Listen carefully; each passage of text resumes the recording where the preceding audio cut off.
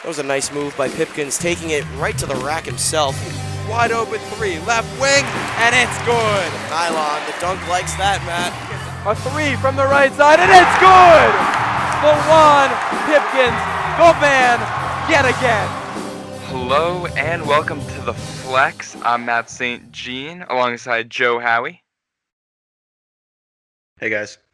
And we've got Jack Riccio with you as well. Welcome back, Jack. Thanks, Matt. Thanks for the invite. Happy New Year, guys. Happy New Year. Unfortunately, the Friars not starting 2021 on a good note. They fall at home 67-65 to number 11 Creighton. There's a lot to take away from this one, but let's start with that final sequence. You've got Noah Horkler hitting 2 free throws to make it a 2-point game. The Friars had been down by 13 with 7 minutes left. You come back, you pull it to a 2-point game. Alan Breed forces the turnover, knocks the ball out of bounds off of Creighton's. The Friars get another chance. Noah Horkler again, he gets the bucket and ties it, and then with less than a second remaining, Creighton comes down in transition. Christian Bishop dunks it, and Creighton walks away with the win. Jack, you're the guest here, so let's hear your first thoughts, and then we'll come back to you, Joe. Yeah, as promised, I'll just for a quick reaction.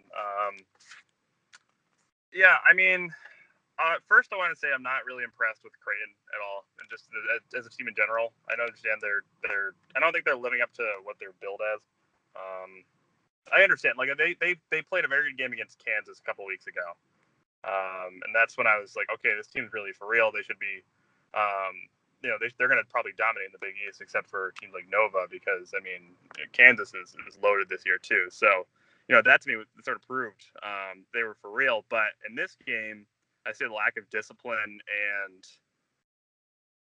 the lack of effort down the stretch against a struggling Providence team to let them back into the game and potentially win it. It happens to every team, but Creighton's not as dominant as I thought they would be, and and their shooting performance really signified that. I mean, 10 for 29. It's still at 10 threes, but 10 for 29 from deep against not a great Providence defense overall, but they really exploited scoring in the interior, which is Providence's primary weakness on defense. So that's what I want to say first, is just that not really impressed with Creighton. Maybe it was just an off night, but they're definitely beatable down the stretch. And I think this is kind of what I expected from Providence, coming off like a hot game against Butler. It's hard to stay hot, and they were in control that whole time. So coming out and struggle. I think David Duke kind of struggled to start, and then they have to go with their second options and Watson and Reeves. Secondary. I don't know if Watson's really a second option, but neither of those two really shot well. Duke and Watson combining for they were 9 for 30 combined. So just sort of struggling, came out cold. But again, taking advantage of Creighton's lack of discipline at the end to come close. It's disappointing. I'm not really frustrated, just disappointed that it had to end that way after they did all that work to come back. And Joe, I'll let you go into the meat and potatoes and dissect the last 5 minutes, but that's sort of my overall reaction. What did you see, Joe? Yeah, so I guess I'll start with the good, because there's a lot of bad that we're going to talk about. But the good, in that last, I guess, 2 possessions for the Friars on offense, you have Alan Breed forcing a turnover so that we could get the ball back, and then you have Noah Horkler, who had kind of been invisible for, I'm going to say, 95% of the season, coming up clutch with the free throws and then the nice little lay-in to tie the game.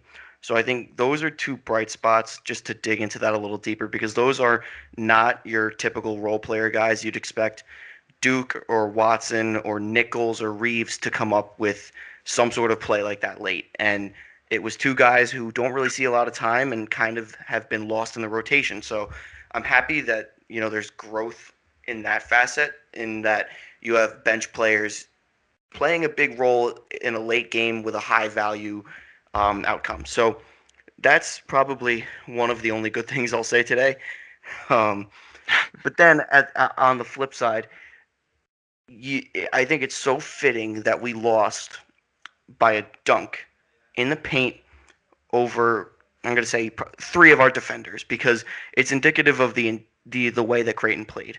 They missed 19 threes. They only made 10, and that's still with Zagorowski and Ballack hot from beyond the arc. So Creighton, they killed us in the paint, and that's the storyline of this game.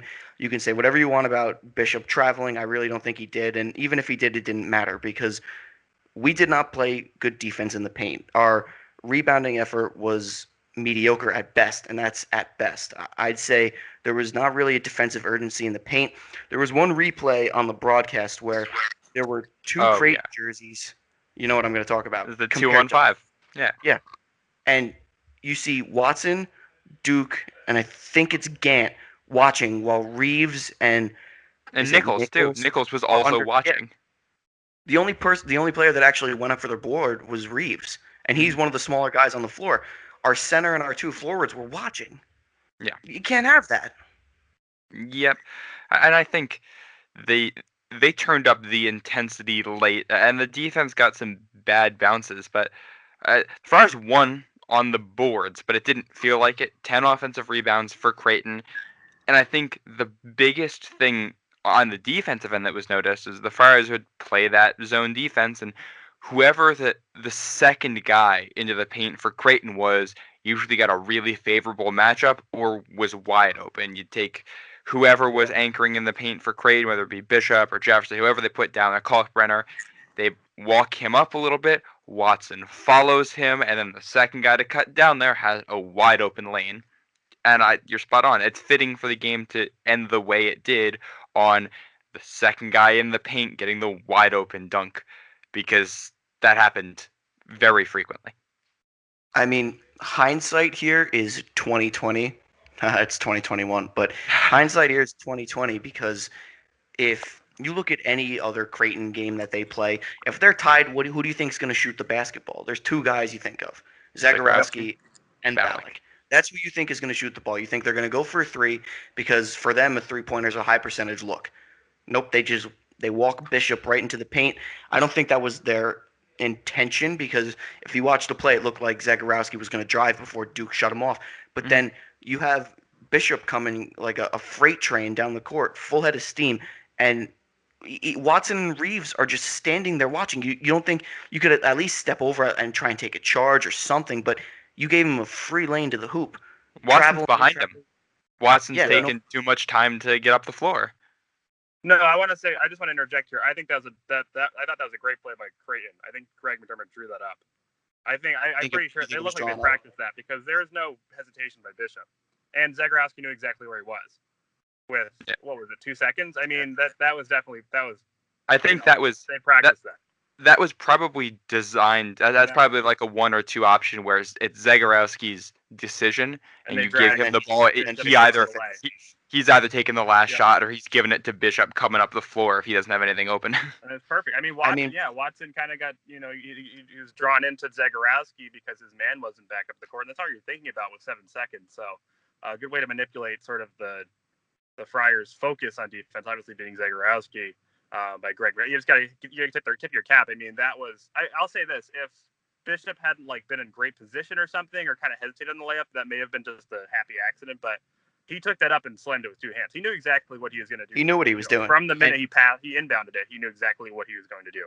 So, but I do say though, for Reeves, Reeves coming off his man to help on D there, kind of a split-second decision. But how do you not foul there?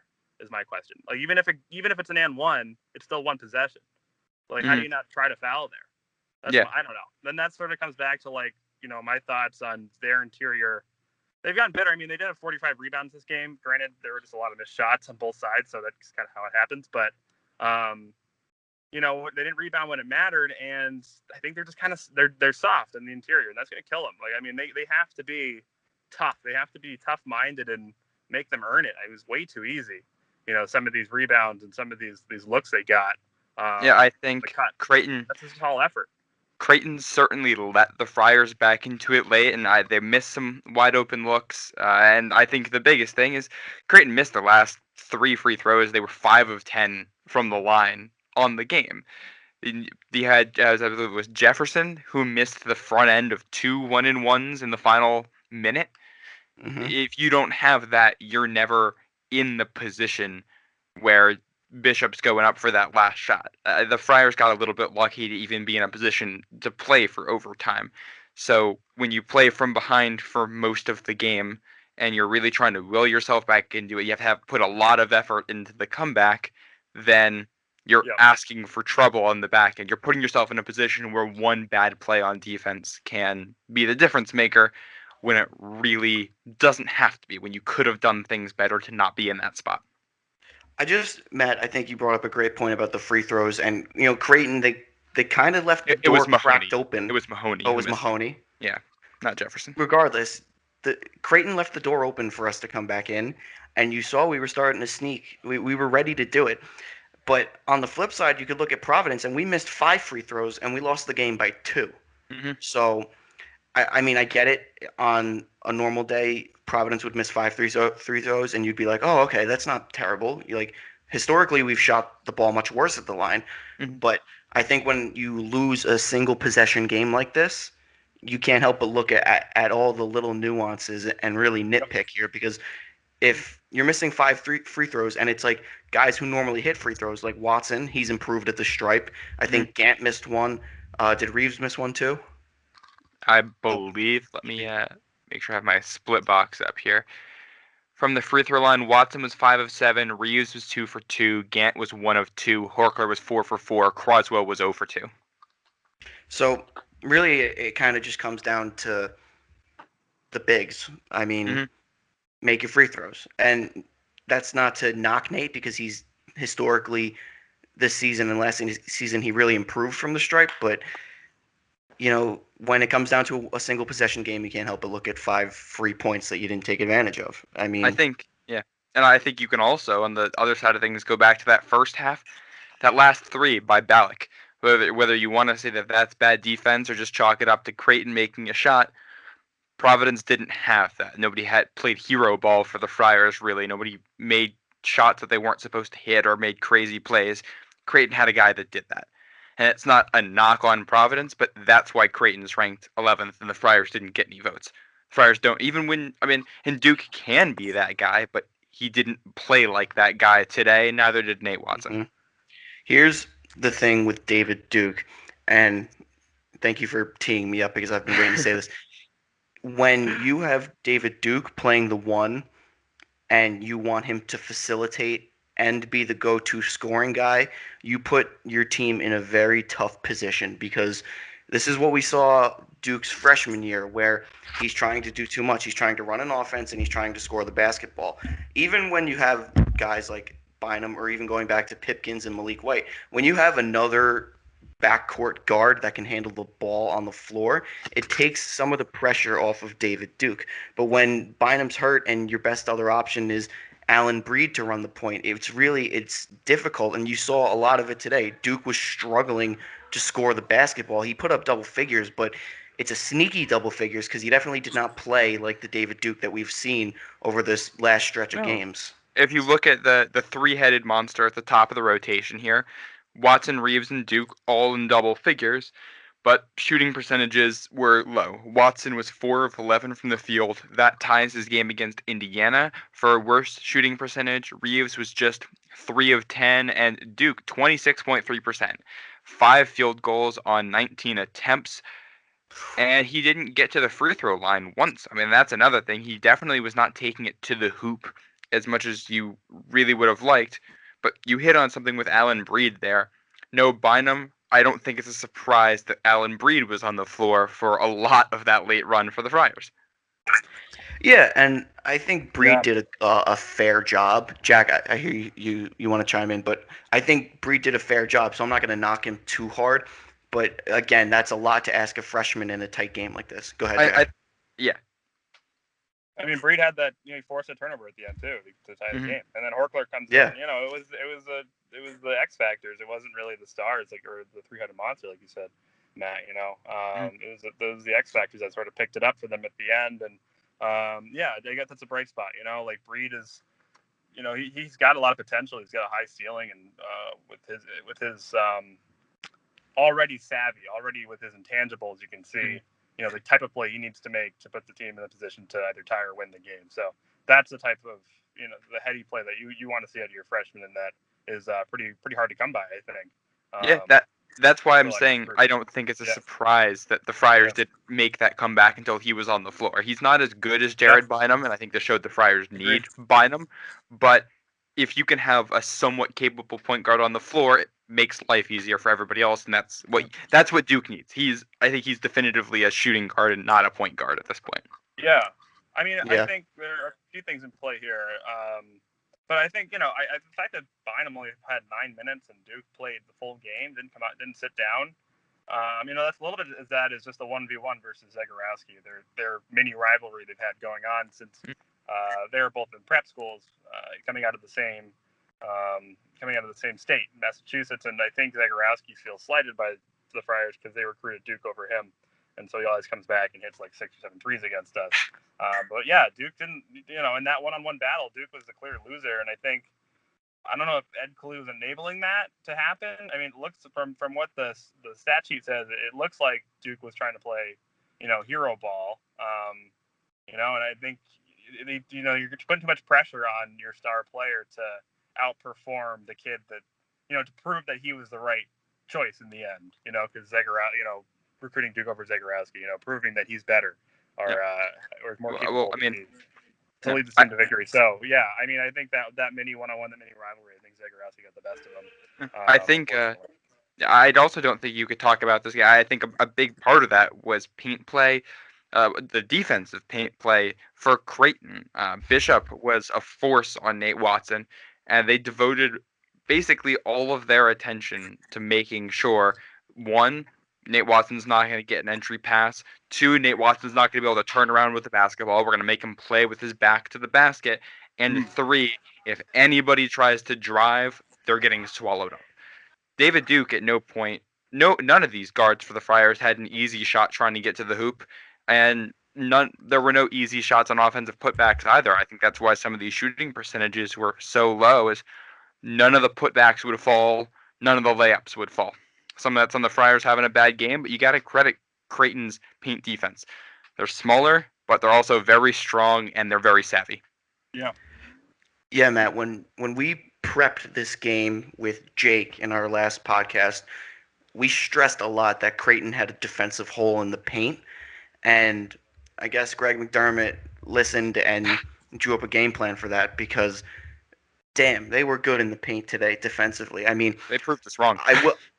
I will say, I think there were a handful of times when Watson and Duke were hit hard in the paint and there was no whistle. I'll never attribute a game to or a loss rather to poor officiating, but I will say that there was some contact down low. But regardless, that doesn't mean oh we lost because of poor officiating. It means you got to play through it. You got to get to the stripe. You got to keep pounding down low. And Creighton really did a great job of preventing us from doing that. So I think today our outside shooting woes, and that's not even three. That's just shooting in general. When the paint fails, it became alive again. We saw it against Indiana. We saw it against Alabama. We saw it against Butler, and now it came back to haunt us today. Yeah, you're absolutely spot on there. And I think this is kind of where I want to return to the guy I had as the X factor for this game was Greg Gant for the Friars, and I think he proved our entire discussion right in every conceivable facet, all of the good things and all of the bad things. He hit 2 threes. Okay. He was 2 of 2 Yeah. from beyond the arc, but blown assignments on defense and turnovers were really bad for him. 4 turnovers, most on the team, and Oh God. you also look like he was 3 of 5 from the field, but there's one play that stands out where you had Watson getting doubled and Duke drawing attention. Gant was able to back a guy down to just inside the free throw line and turn around and get the jumper he wanted, and it doesn't fall. And those are the type of shots that a guy like that he hits that, he's in double digits, and in a game this close, every shot counts. And it's those things where you got a guy like him who's able to put himself in a position to get the shot that he wants to hit, and then to not hit it, that hurts. Yeah, I think Matt, your description of Greg doing everything, and I mean like everything that we said when we prepped for this, is spot on. He showed glimpses of his potential on offense. I think the two threes is huge. And you're right. He backed his defender down and got the look he wanted. It just didn't go in. And I kind of attribute that to, maybe Jimmy Nichols is the guy that gets that look a little more often than Greg. It's not a shot we typically see Greg take. Mm-hmm. So it listen, it was a good shot, so I'm not mad at it. You don't like the miss or the outcome, but it's not a terrible shot. Defensively, I thought Greg Gant was a liability today. I mean, Yeah. he had he was blowing assignments left and right. I mean, I think it was Mahoney bailed him out on a missed corner three, but Greg left him wide open. I, Yeah. I mean, if I that would was text. anyone I remember we else, both texted each other at the same time when that happened. I think. yeah, that's just unacceptable, especially with a 3-point shooting team like Creighton. I mean, if that was Zagorowski or Ballack, forget it. That's 3 free points for them. Hmm. But he's lucky. Mahoney bailed him out by breaking the three.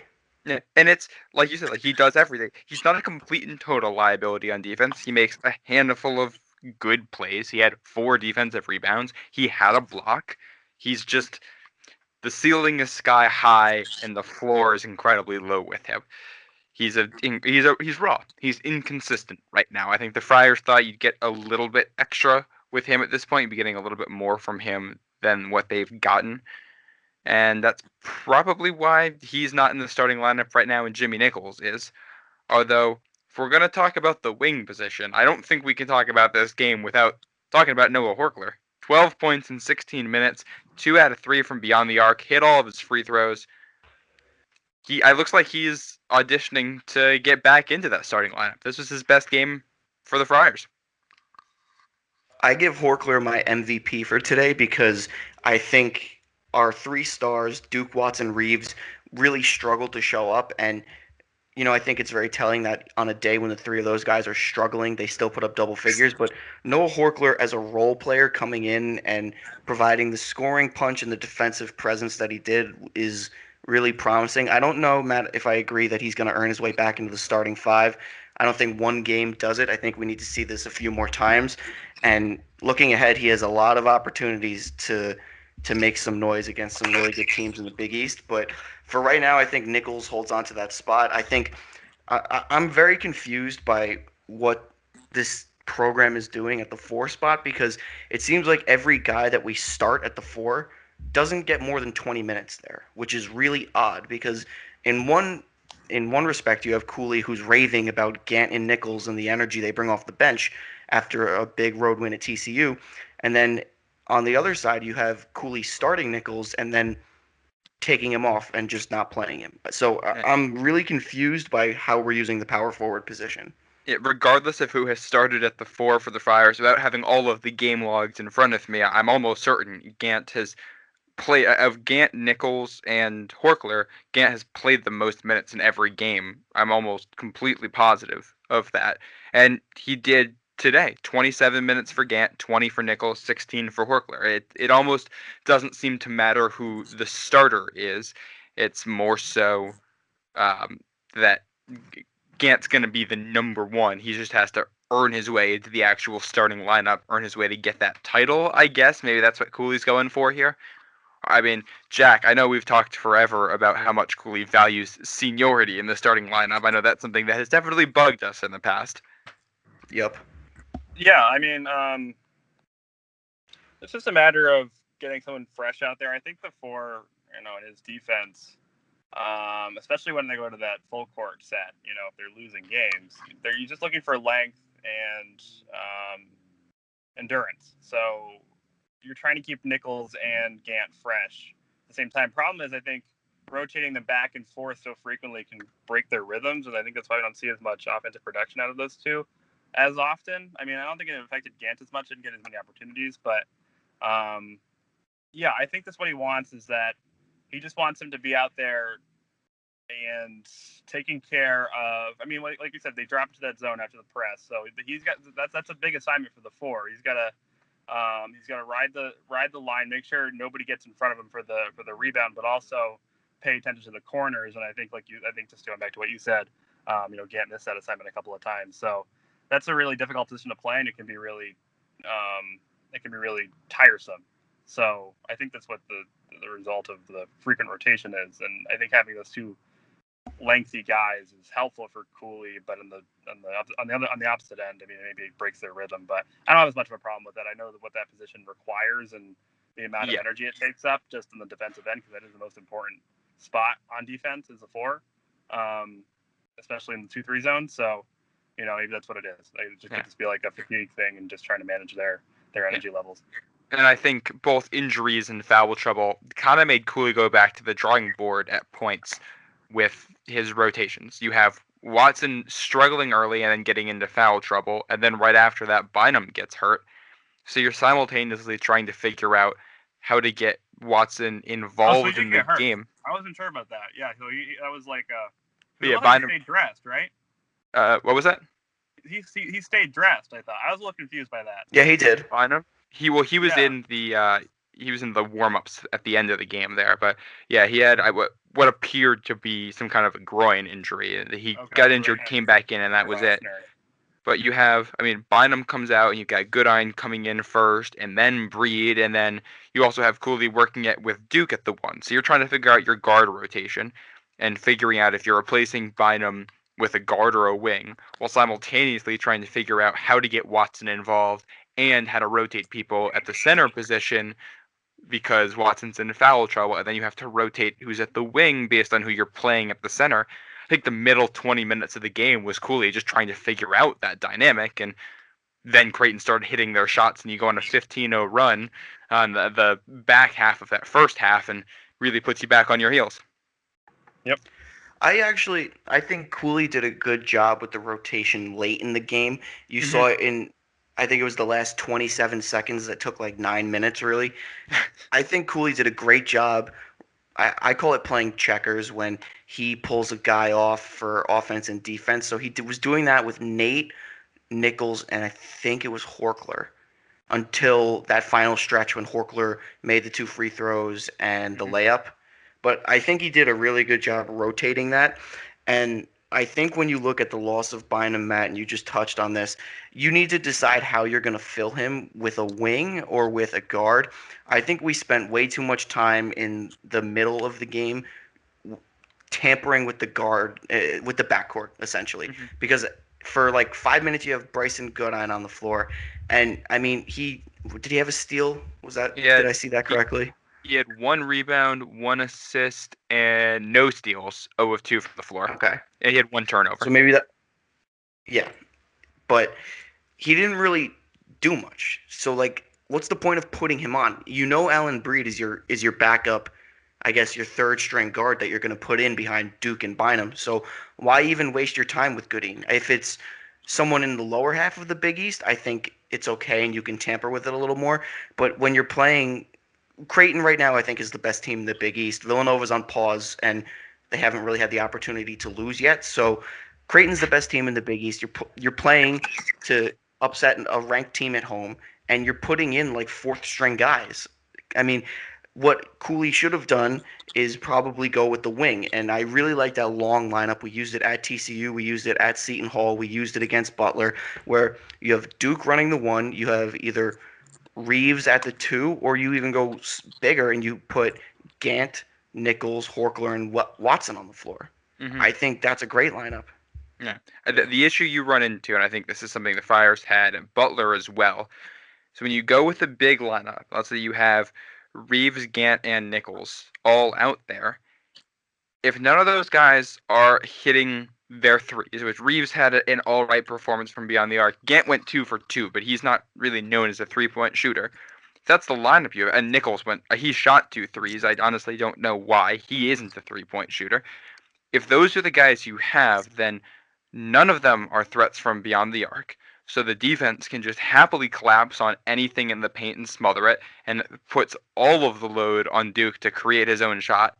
And the defense also knows that if there's going to be a shot from the perimeter, the only guy you have to worry about is Duke and maybe Reeves some of the time. So it limits the options for the offense, makes it way easier on the defense.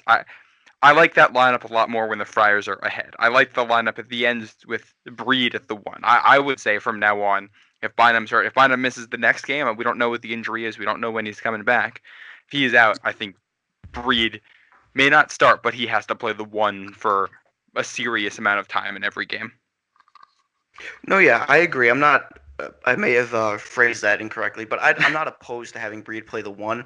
But I think, and I, what looking at the big picture here, when you're struggling defensively in the paint and you're tampering with the backcourt, like I think you need to take a step back and look at what's going on in front of you in the front court because you've got a lot of wings, you've got a lot of possessionless guys that can play the 3 to the 5, and you're juggling 3 point guards when you know Duke is capable of running the point.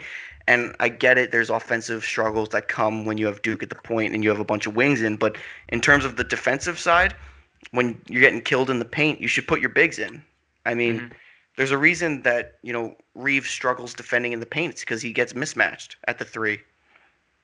Yeah. And the other part of it is that no matter who the Friars put in there, their paint defense and their rebounding were not what they should have been. There's a point where the guys just don't perform the way that they're supposed to. We've seen that definitely at points this season with the bigs, and that's why Jimmy Nichols has gotten himself into the starting lineup. It's because other bigs have not performed the way that they're supposed to. Gant is a liability a lot on defense. Reeves is really hit or miss on defense, and Nichols and Watson are solid, but neither is a great rebounder. They're not anything super special there. So they're neither is great at boxing out either. So you're asking a lot of your 2 and your 3 in the lineup to do rebounding when they're the ones out there. Friars won the rebounding battle today. It's their only loss this season when they win that, but it certainly did not feel like they won it. That's for sure. Definitely did not feel like we won the rebounding battle. I think this is probably a good spot to leave things. Friars will drop this one 67-65, fall to 7-4 on the season, 3-2 in Big East play. They've got the week off and will return to action next Saturday at Xavier. And this is starting a really tough stretch. The Friars play at Xavier, at Marquette, versus Georgetown, and I believe 2 road games at Creighton again, and then at Villanova. So things get tough in a hurry, and we'll have to wait on that Jared Bynum injury to find out when he's coming back. The Friars got to figure this out. This is the time. Can't miss more opportunities. This right here is the gauntlet of the Big East, and it seems to happen every season where we find ourselves with a long stretch of road games. I think last year we really did not perform well in what was our gauntlet. I think it was at home against Butler, then you go on the road at Creighton, at Seton Hall, and return at home against Villanova, and those were our gauntlet games, and we dropped all of them, all 4 of those. Not in a row. I think there was a buffer game between Butler and the road trip, but those were your ranked gauntlet games, and we dropped them all. We were lucky to go on a 6-game win streak at the end there, but I think in the new Big East with UConn back and with the abbreviated season, you need to make up ground now. So 2 road games, that's 2 more opportunities. And then, you've got Georgetown as kind of like that buffer game that, get back on track, go home and get comfortable again. And then you're at Creighton and at Nova. You're at the 2 top tier teams in the Big East. So the Jared Bynum injury, that's definitely a storyline to watch. But after playing 3 games in a 7-day span, I think this week off is going to bode well for the Friars. They're fatigued, and, I mean, we saw it today. We lost by 2, playing terribly to the best team in the league. So if you're not as fatigued and you have some rest, outcome could be different. Rest much needed for the Friars. Once again, they'll have the week off, but we won't here at the Flex. We will be giving you some action during the week, so make sure to stay tuned for that. Thank you for coming on, as always, Jack, and thank you for listening. For Joe Howie, I'm Matt St. Jean. This has been the Flex. Make sure you follow us wherever you're listening to this and on social media. And as always, Joe, go Friars.